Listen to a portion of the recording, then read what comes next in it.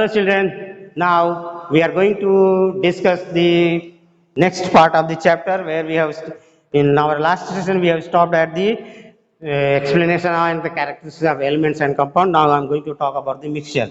So, when we define a mixture is formed by the composition or combination of two or more substances are mixed in any proportion. Substances are mixed in any proportion, in any proportion. So we can say that the mixture does not have got a fixed composition. You cannot say that they are mixed in particular fixed proportion. It can be mixed in any proportion. For example, if I want to prepare some sugar solution, I can add any number of spoons, a spoon of sugar in that. Somebody may add only 2, somebody may add only 1. Like that we can give an example of a mixture. So when the composition or the constituent of a mixture, they are mixed thoroughly, not visible by our naked eyes, then we can say that that mixture is a homogeneous mixture which has got a uniform composition throughout the mixture. Whereas if the components of a mixture are visible by our naked eyes, then we can say that it is a heterogeneous mixture. It means that the composition of a mixture is not uniform, or it is not same at all part of a solution or at all part of a mixture, right? So when we talk about air is a mixture and its components can be separated by following methods. So first of all, we can take a air and then we can do cleaning of the dust particles, or clean the first air is taken, then it is cleaned properly. So cleaning is done, then we have got a clean dust free air. After this cleaning we will get a clean dust free air is obtained. Now after this we are going to compress and cool. What is the meaning of compress and cool? Means we are going to apply a pressure and reducing the temperature. So pressure is applied for compressing. So compressing and cooling. Cooling means two things we are doing in this case. Once we get a clean air, which is dust free air, we are applying a pressure, a high pressure and low temperature, means compressing and cooling. Then we will get a liquid air. We will get a liquid air. Now once we get a liquid air, we are going to increase or warm slowly this air which is in the liquid form. So we are just warming it slowly so that we get different constituents of air separated at different fractions. So we are doing it fractional distillation. So in case of fraction number 1, we will be able to isolate or separate the liquid nitrogen, or you can say fraction 1 gets separated, where we get a nitrogen which is present in air, whose boiling point is minus 196 degrees Celsius. So BP is boiling point is, this BP does not mean blood pressure, it is boiling point of nitrogen is minus 196. So least boiling point means it will get separated first. Then we get a second component or second fraction as fraction number 2. Here we get argon, noble gas, whose boiling point is minus 186 degrees Celsius. Next comes fraction number 3. fraction number 3, we get oxygen whose boiling point is minus 182 degrees Celsius. This is how we can separate the different gases present in a mixture of air, and these gases are separated for the purpose of industrial uses. So when we talk about this, we can say that a mixture of air is a mixture whose composition varies from place to place, or they are mixed in any proportion, but the individual constituent of a mixture, whichever is forming, retain their property. For example, when we are preparing a mixture of sugar and salt and water,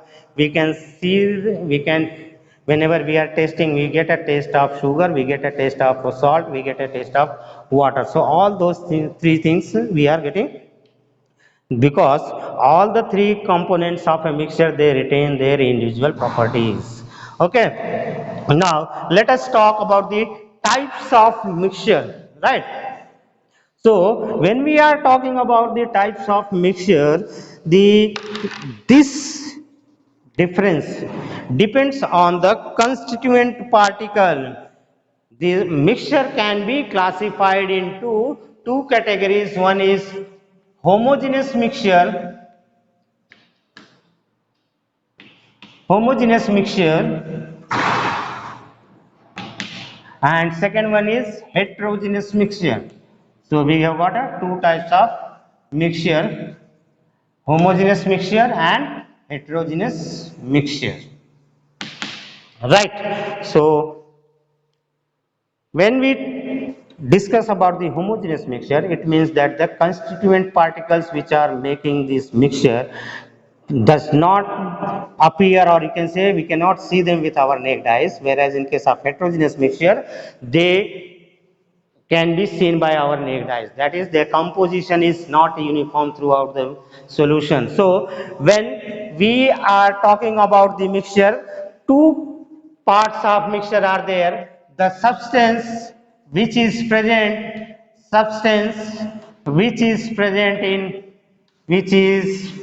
in less quantity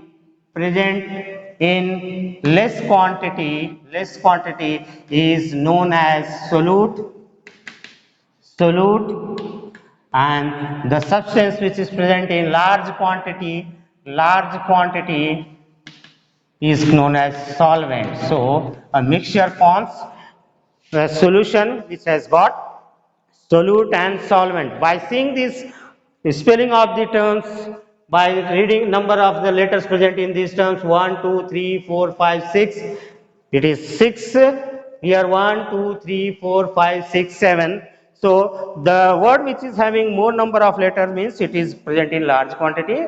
The word which is having less number of letters in it means it is present in less quantity. So both together, solute and solvent, when they combine together, they form a solution. So if these two are present, solute plus solvent, they give rise to solution. So not only this, we can say that the solution is a homogeneous mixture of solute and solvent. Even when there is a formation of a mixture of alloys, that is mixture of a metal with other metal or metal with non-metal, they lead to the formation of a substance known as alloys. So we can say that alloys are the homogeneous mixture of one metal with other metal or with non-metal. Homogeneous mixture, homogeneous mixture, the constituents are distributed uniformly in this uniform distribution of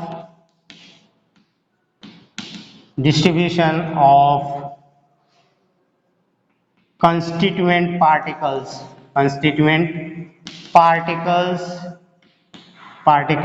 occur. Okay, you can say that the distribution is uniform, that is uniform distribution, whereas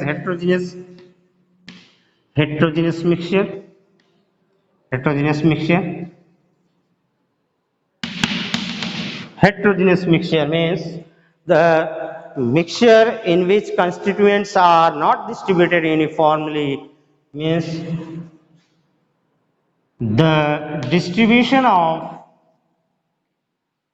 the distribution of the distribution of the distribution of constituent particle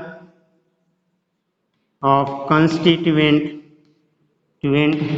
particle particles are not uniform. Not uniform means it is not distributed, it is not mixed completely, so then it is called as a heterogeneous mixture. Okay children, so I think you are aware about the mixture and types of mixture. Let us talk about the skill field which is given on page number 44. First one, iron is an element. It is denoted by the symbol Fe. When this iron is exposed to moist air, it forms an oxide which is reddish brown in color. Okay, color, and it is loose and powdery. This powdery coating is actually a compound denoted by a formula Fe2O3, Fe2O3 dot X H2O. So X amount of water is present. So it is ferric oxide. Right, ferric trioxide is the compound which is formed in the form of a rust. So you can simply tell that the formula of the rust may be represented like this. So two conditions which are very essential for rusting are, one is that presence of air and presence of moisture, that is water. So if air is present and water is present, rusting of the iron metal will take place. Second one, classify the following substances of our daily requirement into solid, solid, liquid, solid, liquid, liquid, liquid mixture. So when mixtures of fruit means all are solid, so it is solid mixed in solid. Orange squash, we can say that orange squash solid in liquid. Boiled rice, solid, solid. Dough, solid, liquid. Mixed vegetable, solid, solid. Lemon water, solid, lemon water, liquid, liquid. Talcum powder, solid. Idli with sambar, you can say solid and liquid. Hard drinks like rum and all this, they are uniform liquid in liquid. You can say no solid material is present, so you can classify these substances whether they are solid solid mixture, solid liquid mixture, or liquid liquid mixture. Right, now let us talk on the next part of this, how to separate the mixtures when we want a substance, pure substance. The topic says that separation of a substance. Now we are going to talk about, so far we have discussed different types of pure substances, then we have talked about a mixture. Now actually we have come to the topic which we are going to deal, separation of substances. So what is the need of substance, need of a substance to be separated?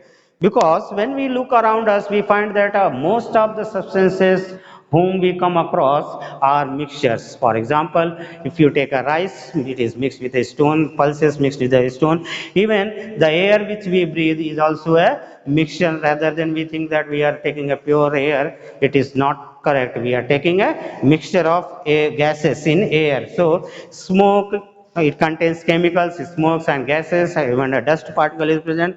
Then thus almost all substances which we come across in our day-to-day life, they are made up of a mixed substance, mixed components, right? So why we want to separate them? What is the logic and why, what is the need of separating these substances is that, first of all, we want to remove the undesirable substances which are present along the pure substance. So criteria for separation is that to remove undesirable undesirable undesirable substances present in the given material. Okay, second, No, undesirable means not required, which are not good for us. Then we have got to remove impure substances, to remove impure substances. Now a question may arise in your mind that undesirable and impure substance which is present in impure form can be made in pure form, but with the substance which we don't want are called as undesirable substances. Then third criteria on which we can think of separating substance, that we want to improve the quality of a substance. To improve the quality of a substance which we are separating it, quality of a substance. So these are the three criteria on which we can think of separating a mixture, or we can decide that we want a particular substance to be separated from its mixture components, right?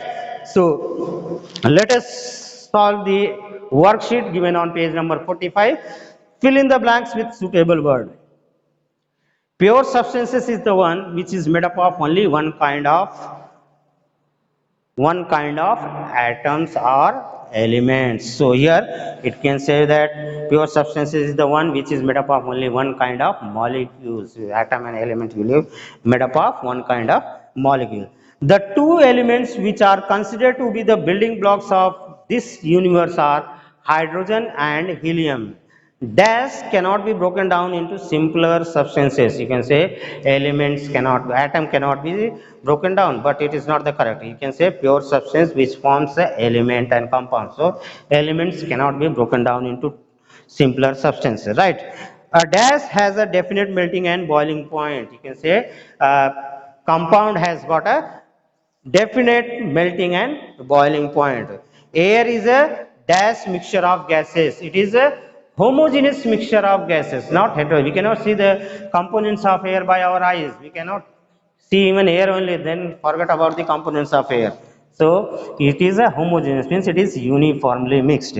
Second question is, give one example of monoatomic element. Monoatomic element, you can say all the noble gases, hydrogen, helium, neon, argon, krypton, xenon, they are monoatomic elements. You can write down any of the example like He, Ne, Ar, Kr, Xe, Rn, any of them you can write down, they are monoatomic elements, right? Then diatomic elements you can write down S2, O2, N2. These are two atom containing molecules. Triatomic molecule, we have got a ozone O3, and you can write down N3. Right now. So triatomic, tetraatomic, we have got a phosphorus P4, right? And octaatomic molecule, we have got a sulfur, yes, 8, right? So you can write one example of these things. The third question is, give one word for the following. A substance dissolved in solvent, it is a solute. So we call it as a solute. A substance which gets dissolved in solvent is solute, right? Second one, a liquid substance which dissolves other substances, it is solvent. So solvent dissolves other substance in it. A mixture of solute and solvent is known as solution. Now, next, classify the following solution into homogeneous or heterogeneous. So, if you see milk, can you see its component separately? Water is separate, calcium is separate.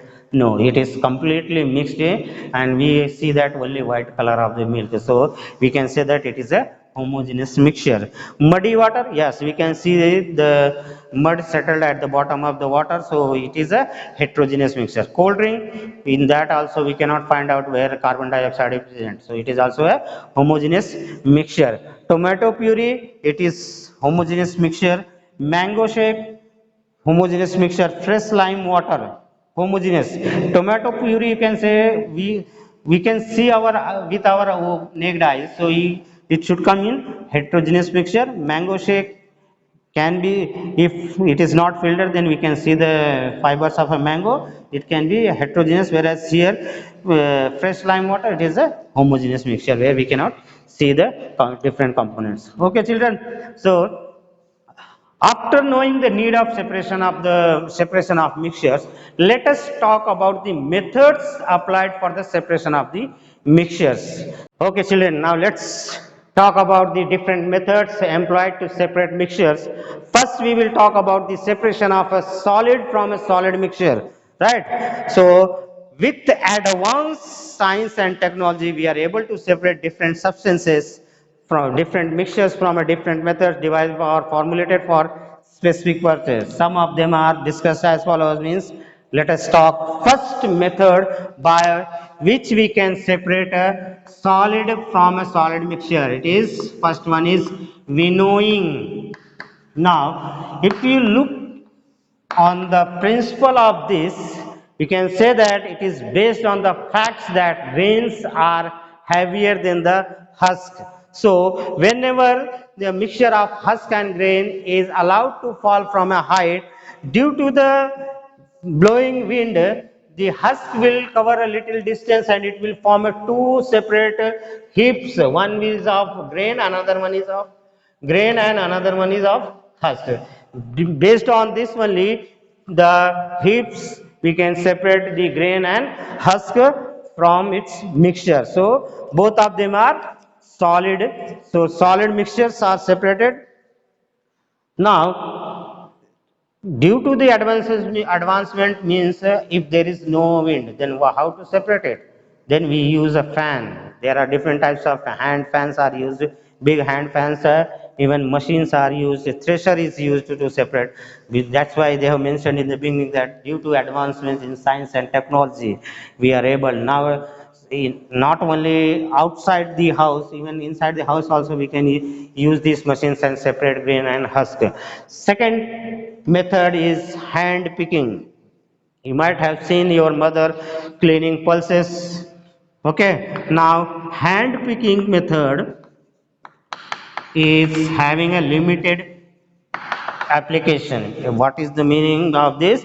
Limited application means we can separate these two mixture of two solids if they differ in their shape, size and color. If both of them they are same, then we are not having that much technique, or we can say that you with hand only to separate them. Even we fail. That's why we get a lot of adulterants mixed, right? Sometimes in coriander leaves you may get a powders.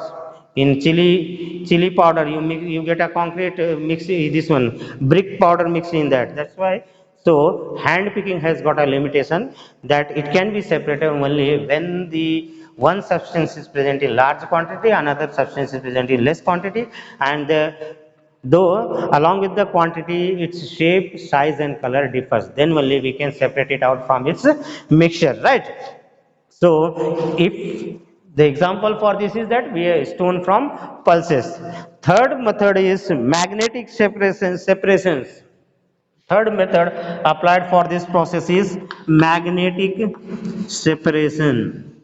In this process, particular magnet is brought near the substances in a heap of mixtures of metals where you may have a iron, you may have aluminum, you may have a brass, copper mixed together and thrown at one place. That is at a dumping ground. We just have to move this magnet over the garbage, and all the iron material will get cleansed to the magnet and get separated out. So the principle behind this is that the magnetic substances are attracted towards the magnet when they come in the vicinity of its area, or we can say when they come in the vicinity, that is in its range, it gets attracted. So this separation technique can be done to separate when the iron materials are present in huge quantity mixed with other metals. There is another type of a magnet which is called as electromagnet, which shows the magnetic properties when electric current is passed through them. When the electricity is passed through them, then only it shows the magnetic properties. So at that time only we can use this magnet and just move over the surface of the garbage and collect all the iron materials. So in this way we can separate solid mixed with another solid, right? So next one is by sieving.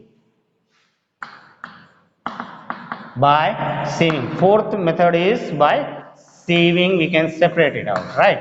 Sieving, the principle behind this is that the smaller particles move through the pores of a sieve and get separated, whereas the bigger or larger particles, they remain on the surface on sieve and get separated. So this process is based on the principle of filtration. Now, when we are separating the tea leaves from a tea, we use a sieve, right? Or when we are sieving a flour, that is for making a chapati, we are using sieve, so that unwanted or the bigger, larger particles which are present in a flour get separated on the sieve, and smaller particles of a flour get filtered, and we can prepare dough with that.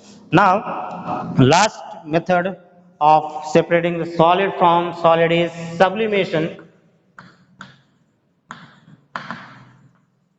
Now, where we are going to use this technique? Suppose there is a mixture of salt and